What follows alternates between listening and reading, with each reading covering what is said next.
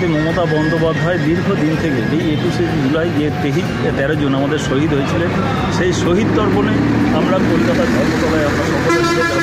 আজকে মানুষের কাছে এবার কর্মীদের সঙ্গে আমি থেকে দেয়াল লেখন, যাতে মাননীয় মুখ্যমন্ত্রী মমতা বন্দ্যোপাধ্যায় আজকে 21শে জুলাই কী বার্তা দেবেন, আমরা সেই জন্য 21শে জুলাই সকলে মিলে আমরা 7:30টার ট্রেনে আমরা কলকাতায় যাব।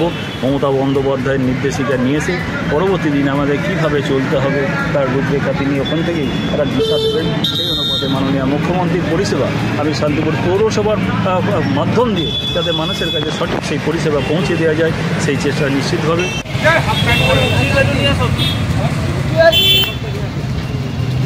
আমাদের ভিডিও ভালো লাগলে লাইক এবং শেয়ার করুন। কমেন্ট সেকশনে গিয়ে জানান আপনাদের মতামত। আরও ভিডিও পেতে আমাদের চ্যানেল সাবস্ক্রাইব করুন এবং প্রতি মুহূর্তে খবরের আপডেট পেতে প্রেস করুন বেল আইকন।